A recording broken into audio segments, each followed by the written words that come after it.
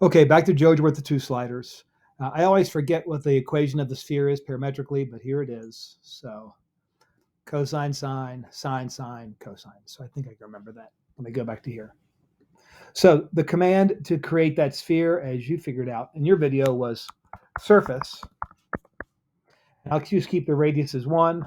So I'll go cosine of u, sine of v, and I'll go sine of u, sine of v, and then I think it was cosine of u, or no, cosine of v. And then u will go from 0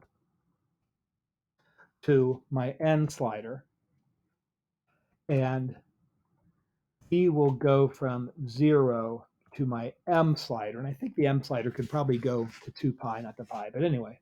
I mean, to pi, not 2 pi. And so let's go ahead and graph that puppy and see what happens.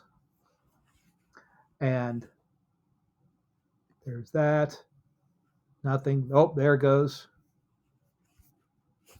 So n controls the left and right motion around the z-axis. So that needs to go to 2 pi. But this slider could have gone just to pi.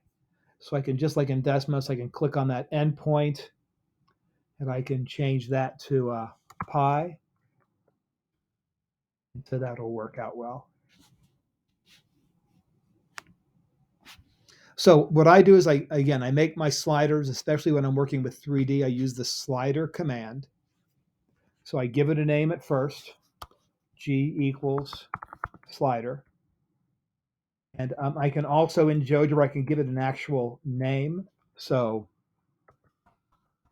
my slider equals slider.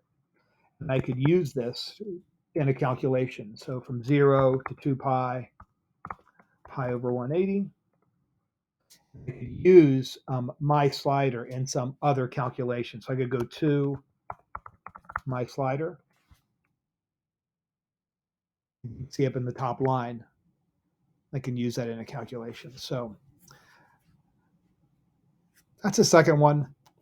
I will pull up a couple other surfaces that you can mess with, and then I'll walk you guys through how to construct a solid with a given cross section.